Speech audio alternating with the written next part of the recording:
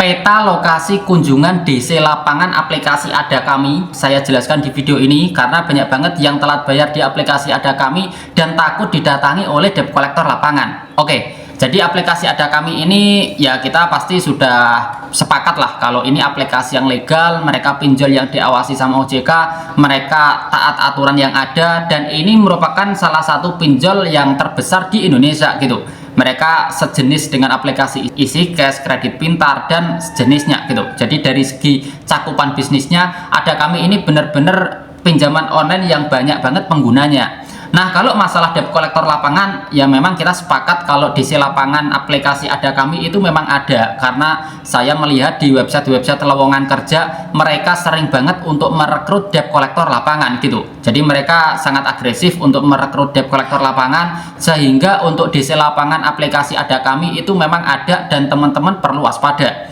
Tapi meskipun mereka sangat gencar merekrut debt collector lapangan, untuk keberadaan DC lapangan mereka itu tidak tersedia di semua area, hanya di area tertentu saja yang ada debt collector lapangannya gitu. Jadi di sini saya jelaskan kota-kota mana saja yang ada DC lapangan aplikasi Ada Kami.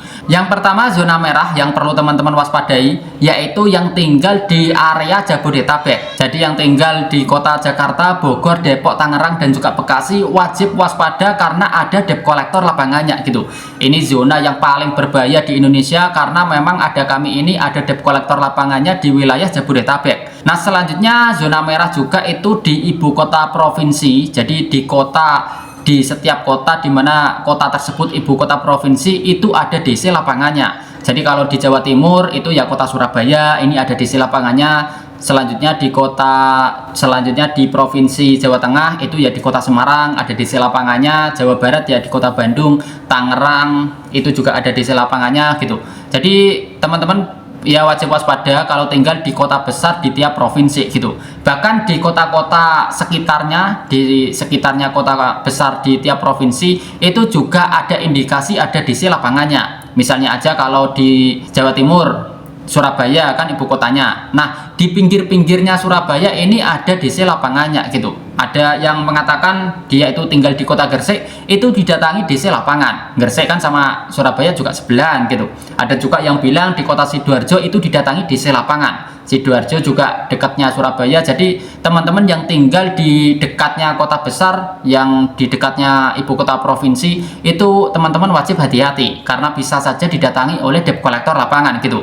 Meskipun untuk masalah timingnya, untuk masalah waktu penagihannya itu nggak segercep di ibu kota provinsi. Jadi misalnya teman-teman yang tinggal di kota Surabaya 1 bulan 2 bulan telat bayar didatangi DC lapangan, tapi di kota Sidoarjo, di kota Gresik itu ya pastinya lebih dari 2 bulan gitu, bisa 3 bulan 4 bulan telat bayar baru didatangi DC lapangan gitu. Karena yang pasti DC lapangan itu paling mengutamakan yang tinggal di kota besar dulu, kayak Surabaya pasti diutamain dulu daripada kota Gresik dan juga kota Sidoarjo gitu. Jadi ini yang bisa teman-teman pakai contoh di provinsi lain juga seperti itu gitu.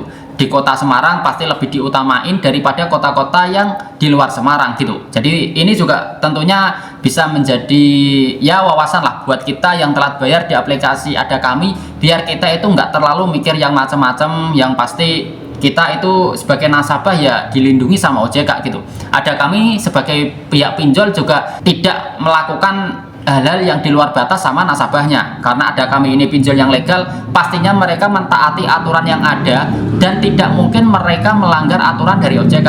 Makanya kalau teman-teman meskipun didatangi DC lapangan, mereka itu pihak DC-nya itu omongannya itu nggak kasar, omongannya itu tetap ramah. Mereka datang hanya buat nagih, mengingatkan dengan cara yang sopan gitu. Jadi mereka untuk tim DC lapangannya juga nggak melakukan semena-mena gitu. Beda halnya dengan pinjol ilegal, bahkan ada DC lapangan pinjol ilegal itu tiba-tiba datang di depan rumah kita itu langsung matiin saklar PLN gitu, langsung matiin lampu, matiin, ya mereka sangat beringas lah kalau aplikasi pinjol ilegal.